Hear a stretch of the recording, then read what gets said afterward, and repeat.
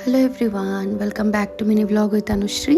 কিছু কিছু জায়গা যেখানে একবার গেলে মন আর ভরতে চায় না, আবার যেতে ইচ্ছে করে। উডুপিও ঠিক তেমনই একটা জায়গা। ছেলের জন্মদিন উপলক্ষে আমরা এর আগেও এসেছিলাম একবার। তখন আমার ছেলের বয়স ছিল মাত্র 9 মাস। আর এবার একটু বড় হয়ে আবার সেই একই জায়গায় ফেরা। মনে হচ্ছিল পুরনো একটা সুন্দর স্মৃতির কাছে ফিরে যাচ্ছি। বিকেলের নরম আলোয় আমরা পৌঁছালাম উডুপিতে। চারপাশে একদম শান্ত পরিবেশ আর কাছেই সমুদ্র। এই নারকেল গাছগুলোর ঠিক ওই পাটটাতেই সমুদ্র। এখানে আমরা মাত্র 3 দিনের জন্যই এসেছিলাম, উইকেন্ড স্কেপ বলা যেতে পারে।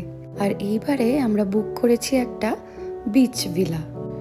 পৌঁছতেই আমাদের হাতে ধরিয়ে দেওয়া হলো একটা সুন্দর ওয়েলকাম ড্রিঙ্ক, যেন পুরো ট্রিপটার একটা মিষ্টি শুরু। একটু ফ্রেশ হয়ে আর অপেক্ষা করতে না পেরে আমরা চলে গেলাম সোজা বিচের দিকে। আবির আর আমার ছেলে দুজনে অলরেডি স্নান করছে বিচের মধ্যে, আর আমি এখানটায় ছবি তুলতে ব্যস্ত। আমার যা কাজ সেটাই আমি করছিলাম। সূর্য তখন আস্তে আস্তে নিচে নেমে যাচ্ছে। সেই সোনালি আলোয় আমরা কিছু মুহূর্ত ধরে রাখার চেষ্টা করলাম ক্যামেরায়।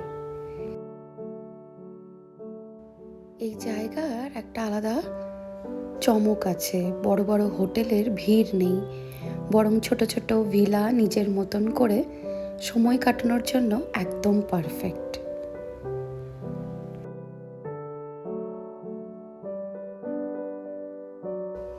বিচের চারিপাশে কেউ নেই, একদম ফাঁকা, শুধু আমরা, সমুদ্র আর সেই নরম হাওয়া।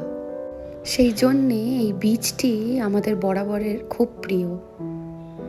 আর আমার ছেলে, ও যেন নিজের ছোট্ট পৃথিবীতে ব্যস্ত।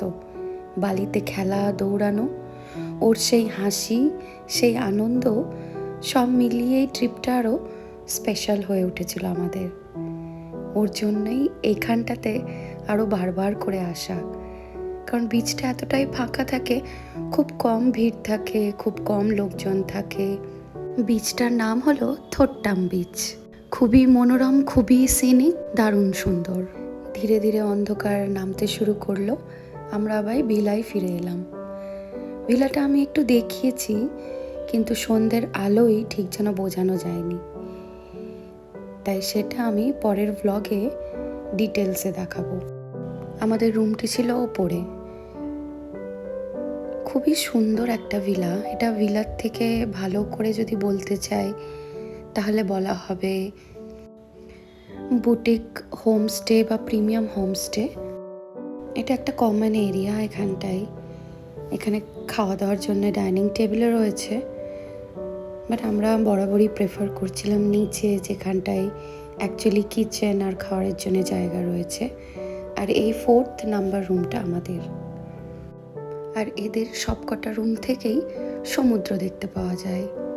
আবারও একটু ফ্রেশ হয়ে নিয়ে আমি চলে এসেছিলাম বাইরেতে, সেই সমুদ্রের শব্দ শোনার জন্যে। তারপর একটা শান্ত ডিনার। কোনো তাড়া নেই, কোনো ভিড় নেই, শুধু নিজের মানুষগুলো আর কিছু নিরিবিলি সময়। এই যে নিচে এখানটায় রয়েছে কিচেন, আর এদের খাবার দাবার ছিল একদম হোমলি। আর বাচ্চাদের জন্য আপনি যা বলবেন ওরা সেটাই বানিয়ে দিচ্ছিল। বাচ্চাদের খাবার পুরো ছিল ফ্রি অফ কস্ট। আর ওই দিন খুব সিম্পল ডিনার করেছিলাম, ভাত, ডাল আর চিকেন। তারপরে আবারও একটু বিচের ধারে গিয়ে রাতের শেষে আমরা চলে গেলাম ঘুমোতে। বাইরে সমুদ্রের ঢেউয়ের শব্দ যেন একটা লরির মতন ধীরে ধীরে সব ক্লান্তি মুছে দিচ্ছিল। এই ছিল আজকের দিনের গল্প। খুব বড় কিছু না, কিন্তু ছোট ছোট মুহূর্তে ভরা। পরের ব্লগে দেখাবো এই সুন্দর ভিলার পুরো ট্যুর, আরও কিছু উডুপির ভিজিটিং প্লেসেস। দেখা হচ্ছে পরের ব্লগে। সবাই ভালো থাকবে। টাটা।